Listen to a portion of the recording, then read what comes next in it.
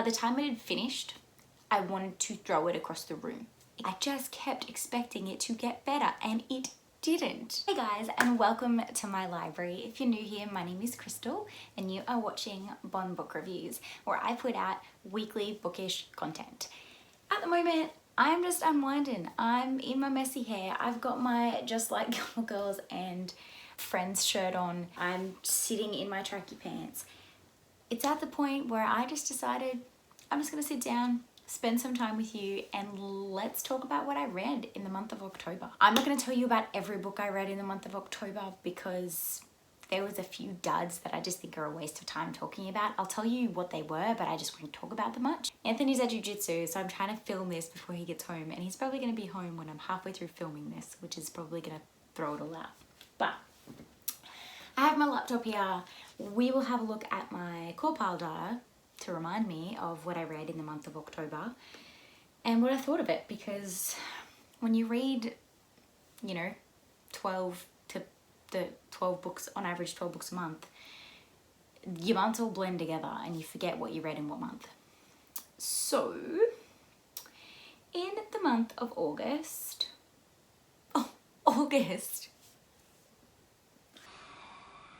This is going so well. So in the month of October, I read 13 books. I mean, I had to keep it spooky and read 13 books for the month. There was a total of 4,428 pages. So that's actually like a 400-page reduction from last month, which I could totally feel. I felt...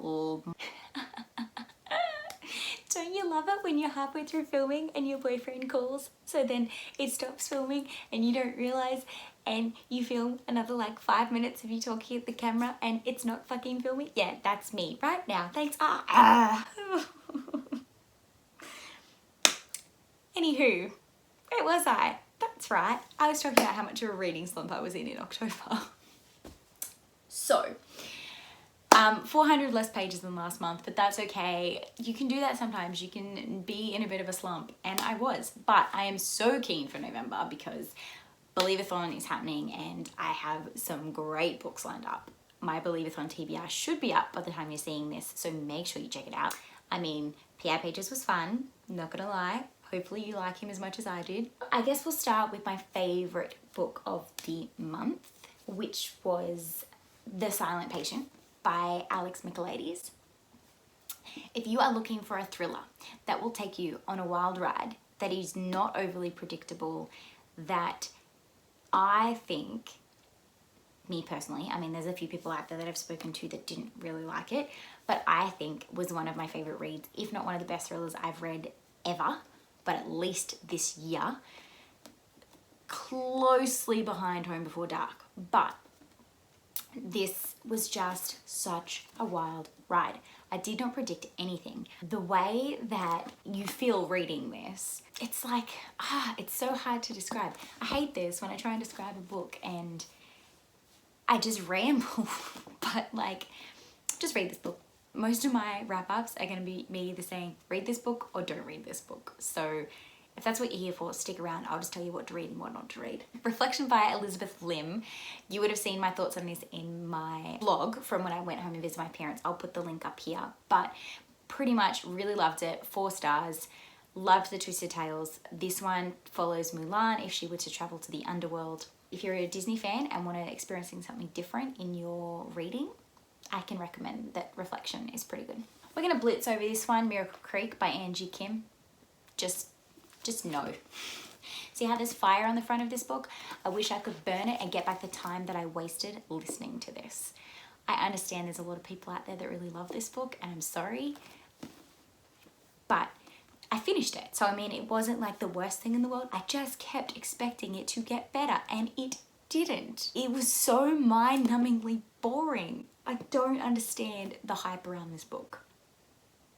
I'm sorry.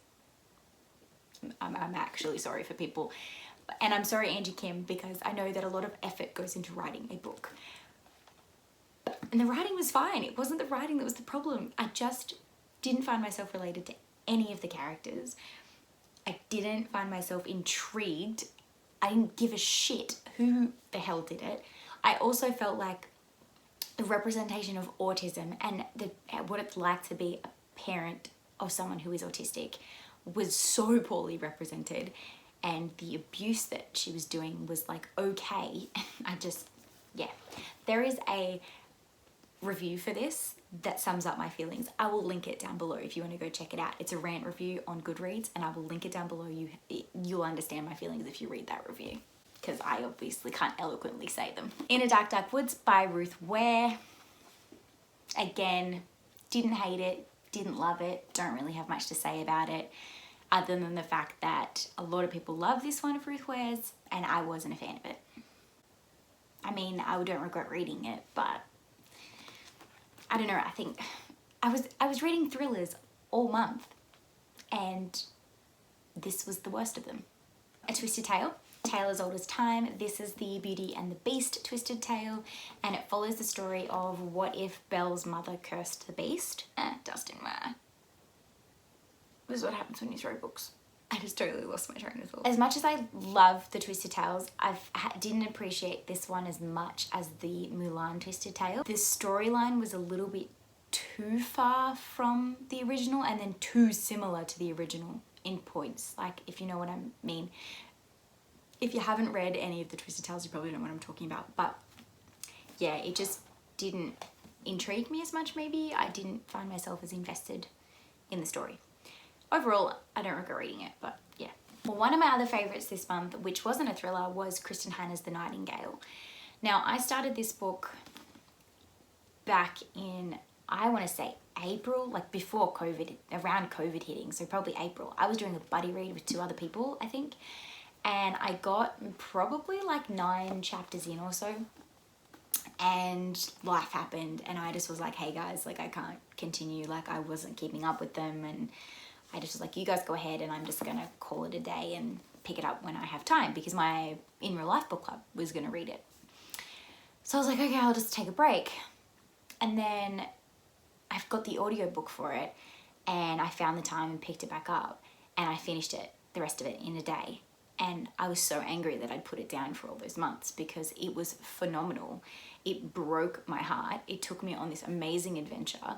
The sisterly bond and the heartache and the struggle that they go through. Like, I literally cannot think that my life is hard ever after reading this book, because it's just heartbreakingly real and raw. And Kristen Hanna is an auto-buy author for me. She was after I read The Great Alone, but even more so after reading The Nightingale. So if you're after a story that will tear your heart out but make you fall in love with every character in this story, and it's a historical fiction, pick it up. The Bells by Danielle Clayton.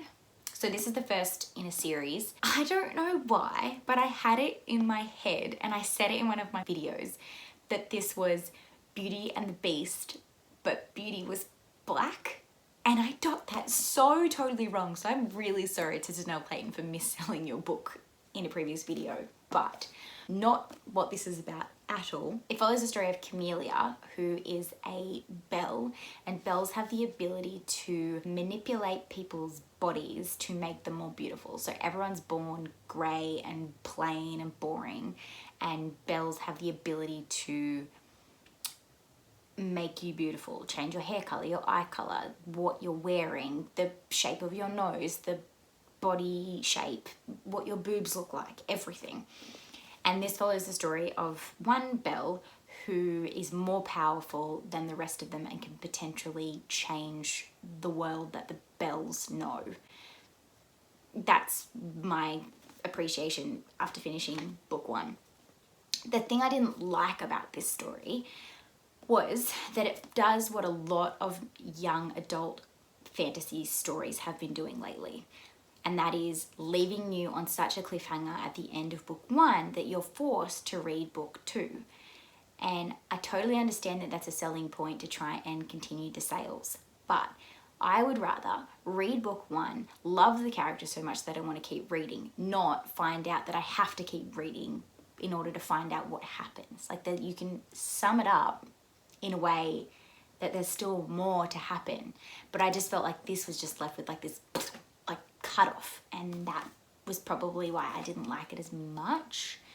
as what I could have. It Sounded Better in My Head by Nina Kirkwood. This was amazing. I had so much fun with this story. If you're after an audiobook that is read by an Australian, definitely pick this one up because it is the funnest story ever to listen to on audio. I just found myself so relating to the main character. She is this quirky person, and there were so many quotes in here that she said, and I was just in stitches. I was actually in stitches listening to this. I was at work listening to this, and my colleague was like, "What are you laughing at?" And I'm like, "I can't tell you because you're probably going to read it." So this is actually going to be my Rad Reads Book Club book choice for next month. And I knew that with November being Believathon month that I probably wouldn't have a chance to get around to it. So I finished it off in the month beforehand. And I'm so keen to talk about this with everybody. It was so funny. I loved it. I laughed so hard. It is like the contemporary book I needed in my life after a month full of thrillers and depressive stories of like negativity. So if you're after a nice little palette cleanse, I highly recommend It Sounded Better in My Head by Nina Kirkwood. Now to the ebooks and audiobooks that I read for the month. So I read The Girlfriend Hoax, which was a 50-page novella book from an author who reached out to me to read. For a novella, it was okay. I mean, I'm intrigued to read more from this author. I just don't think 50 pages gave her enough to really invest in a story. So there was 3 thrillers that I listened to in the month of October. The first was Turn of the Key by Ruth Ware. This was my In Real Life Book Club choice book number 1.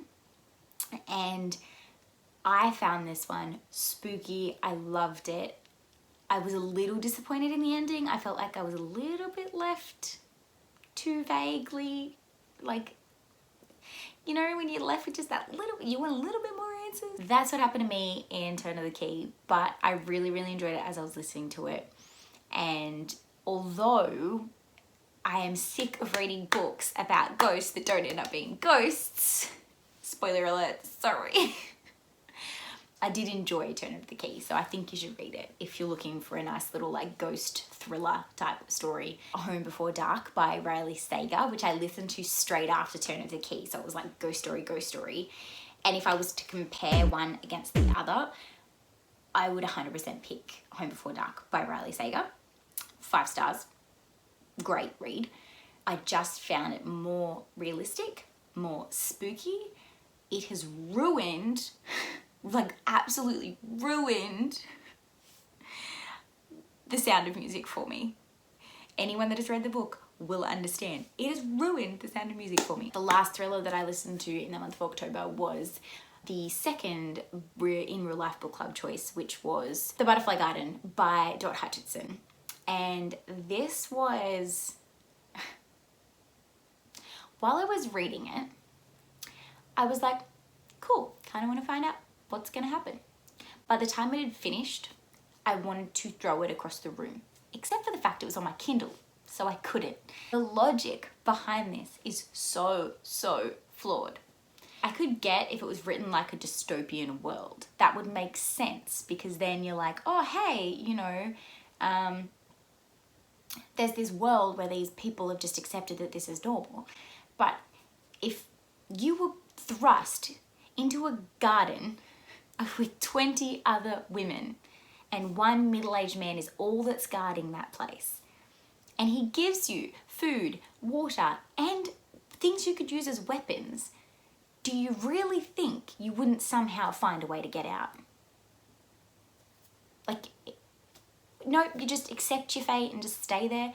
Like, I understand that there was a passcode you had to find and blah blah, and I'm not going to go anywhere further into this rant because I'll go into spoiler territory. That's my thoughts on the books that I read in the month of October. Have you read any of these? Let me know your thoughts. Let me know, are we total parallel opposites or do we agree on these things? And until next time, happy reading.